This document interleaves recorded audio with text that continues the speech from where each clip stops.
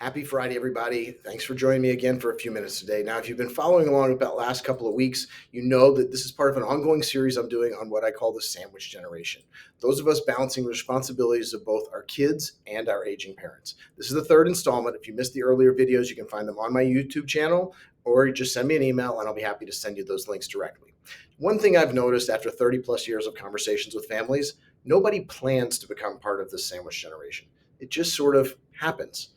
A parent's health declines, a child needs extended support. Suddenly, you're juggling two sets of needs that both feel urgent and non negotiable. This is not to say that many people don't plan on supporting their children until they get on their feet. Many people are in this camp. What I'm referring to here is the extended stay that many kids have begun to put into their plans. Contrary to some numbers that are being floated around, according to a 2024 Pew study, 57% of adults ages 18 to 24 were still living in a parent's home.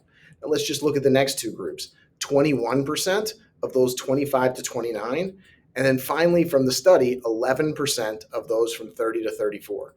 44% of all young adults, they received financial support from mom and dad last year. So again, I'm not saying that this cannot or should not be your plan. What I'm saying is that the demographics of this will put you in that sandwich generation. While those children are still at home, not yet on their feet, your parents may be moving into the direction of needing your assistance as well. This is just demographics. Let's talk about what we can do to plan for that. I spoke in the past few weeks about some financial planning ideas. Today, I want to talk about a few techniques that can be useful when you find yourself in the situation. We'll talk more about planning to stay out of that situation in coming weeks, but let's talk about some other ideas. Some practical planning techniques. So here's the first one. Create a care calendar. Now, one of the most effective techniques that I've seen is what I call the care calendar. Instead of letting caregiving happen in an ad hoc, crisis-driven way, families created a rotating schedule. Each sibling or family member takes specific responsibilities, whether that's grocery shopping or driving or checking in with the kids after school. When you write it down, share it, it shifts from I'm carrying this all alone to we have a system, and that system is a safety net. Here's technique number 2. Use separate buckets. Now, this is another technique. Use separate financial buckets. One family I worked with opened a small joint account just for their parents' needs. They contributed monthly, and it created two powerful results. First, the parents felt supported without having to ask for money. The adult children also could budget for caregiving without constantly draining their own household accounts. That separation gave them clarity and reduced resentment. That's a big deal when you're talking emotions, and those emotions are high. Technique number 3, have a what if conversation in advance. Now, I know we touched on conversations in earlier videos, but there are really two ways this can happen.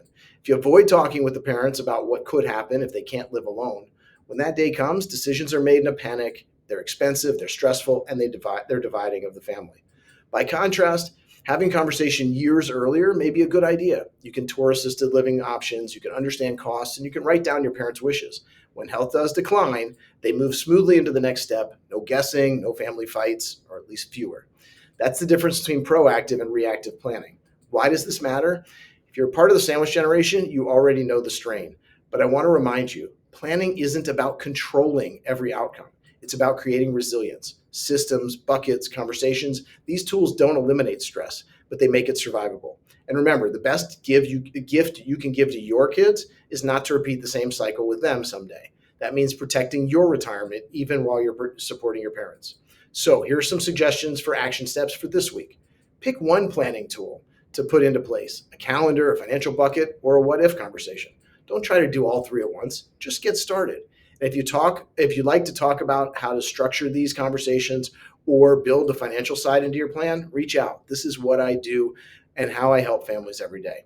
This is part 3 of our Sandwich Generation series. I'd like to say if you missed the earlier ones, check out my YouTube channel or email me and I'll send you the links. Have a wonderful weekend and keep planning ahead, not just reacting.